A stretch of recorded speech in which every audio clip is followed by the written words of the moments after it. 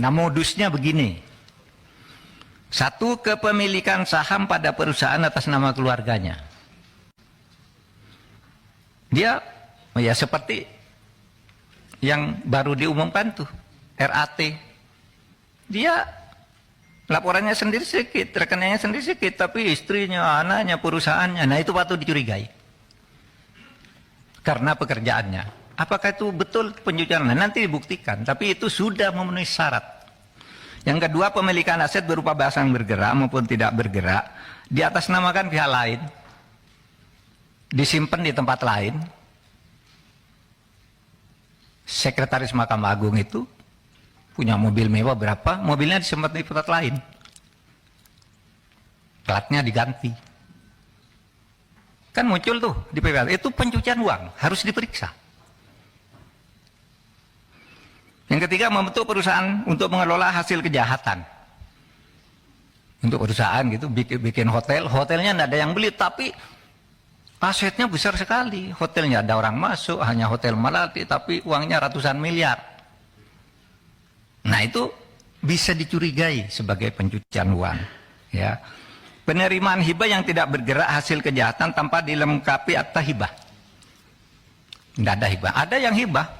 Dikirim ke ayahnya, ini nyogok misalnya, saya disuap 5 miliar. Lalu di mana caranya nih? Dikirim ke ayah saya. Lalu ayah saya disuruh bikin hibah, oh ini dari ayahnya. Itu bisa. Ada juga yang rekening, saudara. Saya buka rekening 10 miliar atas nama saya. Lalu ATM-nya diserahkan Pak Sahroni, Pak ambil uang ini sesuka-suka kamu. Namanya saya. Tapi Anda yang ngambil di ATM setiap kau butuh sampai habis. Itu pencucian uang. Ya. Nah yang dikerjakan dari data ini adalah kerja-kerja seperti itu. Menggunakan rekening atas nama orang lain untuk menyimpan hasil kejahatan. Melakukan transaksi pembelian barang fiktif. Dilakukan pembayaran barang kirim. Misalnya gini. Dari dia uang ke Gresik. Apa? Membeli sejadah produk Gresik dan peci. Jelas pengirimannya ke satu perusahaan. Tapi barangnya tidak pernah balik. Dari Gresik tidak ada apa itu. Untuk dibuat bom. Itu pencucian uang. Di bidang terorisme. Gitu. Kemudian menyimpan harta hasil kejahatan dalam safe deposit box. Atau tempat lainnya. Masuk. Nah, saudara, dengan mengerti ini, maka saudara sekarang saya masuk ke dalam substansi perkaranya. Saudara, dari keterangan Bu Sri Mulyani tadi, saya ingin menjelaskan fakta dan nanti datanya bisa ambil di sini. Bisa saya tunjukkan di sana lalu ambil. Bahwa ada kekeliruan pemahaman Ibu Sri Mulyani dan penjelasan Ibu Sri Mulyani karena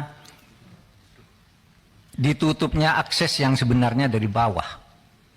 Sehingga apa yang beliau jelaskan tadi itu adalah data yang diterima tanggal 14 ketika bertemu dengan Pak Ivan.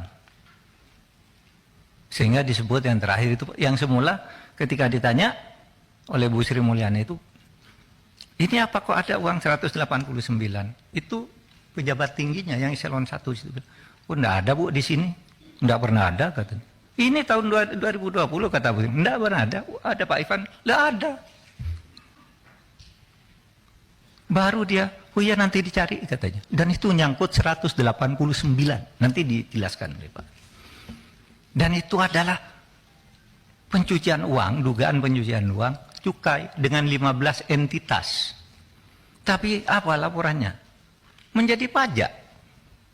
Sehingga kita diteliti, oh iya ini perusahaannya banyak, hartanya banyak, pajaknya kurang, padahal ini cukai laporannya.